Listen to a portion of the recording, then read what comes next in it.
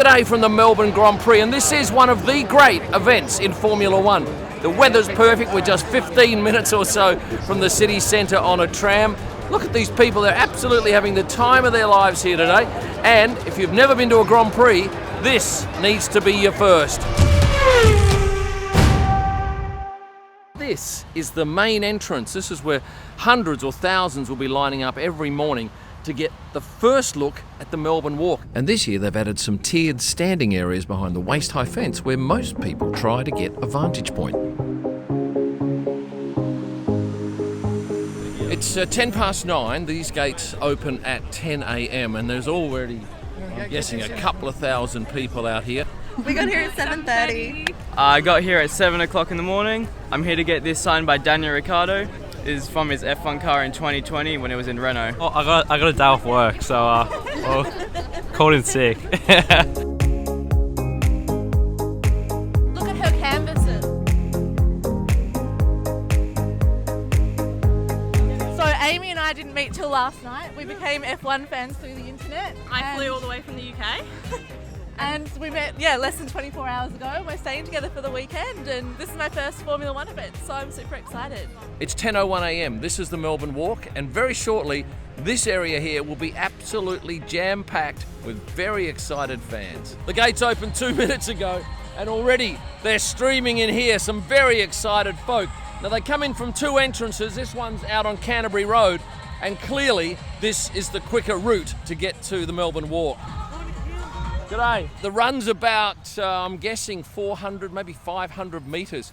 And it's the young and the fit that get here first. And there's a huge level of excitement already. Hey. 2 drivers in. I love your TikTok. Thank you for that. I'm such a fan. I watch them all the time. Well, look at these people here. Yeah, that would be me if I wasn't working here. Okay, soldier on.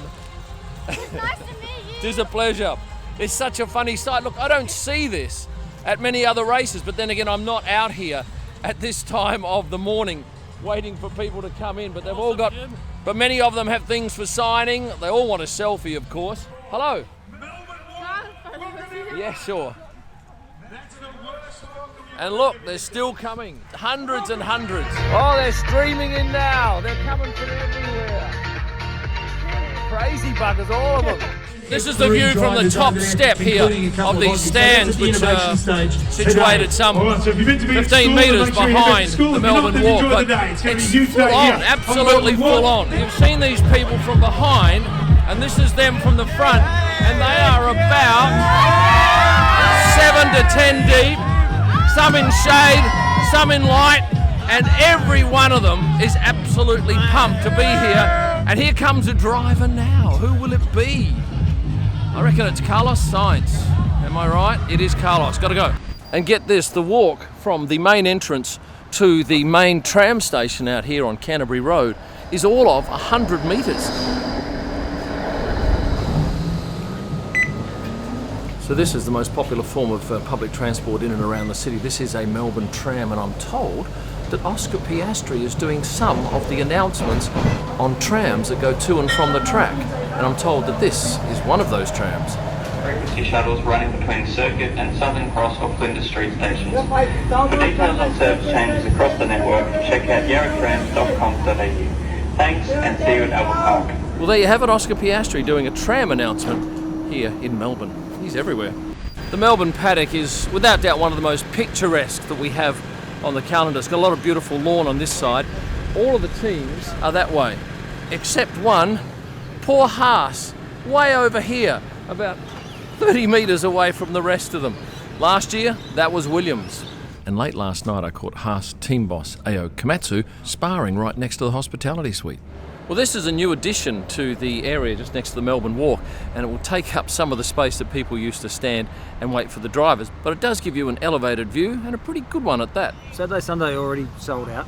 Friday we had a couple hundred tickets left this morning. That's the first time we've sold out on a Friday. Well, the cheapest is easy. You can come for $45 on a Thursday, general admission. That goes from there right up to if you want to be in the paddock club.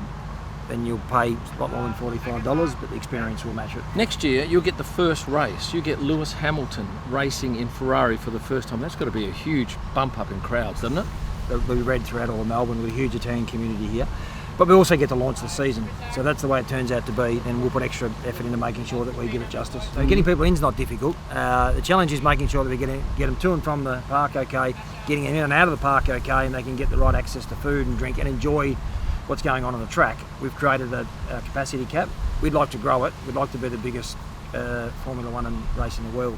You've gone and beefed up the security a bit, so there's no track invasion. So people are saying on my post that, oh yeah, try and stop us. But I've had a look today, and you won't be getting on track, will you? Well, that's the intention, yeah. We're confident that we've got some extra procedures in place just to make sure we're doubly secure. We have postponed the track walk for a year. We'll see what happens after the end of this race as to whether we do it again. So if we could find a way to do it again, we would. Now, a couple of hours ago, Lando Norris arrived here, and a lot of you picked up on the fact that he was freshly shaven. Gone is the goatee and the moustache for this race. But on the subject of the Melbourne Walk, I'm wondering if it's perhaps a victim of its own success. It's now so busy, and probably not so much the fan side, it's the media side out here. So many photographers, so many cameramen, that it's very tricky for the drivers to get from one end to the other. Certainly photographic-wise, it's easier to get a cleaner shot inside the paddock than it is to get one out here. And will there be a driver's drove video this race? Yes, there will be. The driver's car park is, well, it's right there. It's a very short walk, although many of the drivers get dropped off just behind me here and make the walk up there. Saves them about 30 metres. Well, Checo Perez is leaving behind me here, and these guys are going absolutely loopy.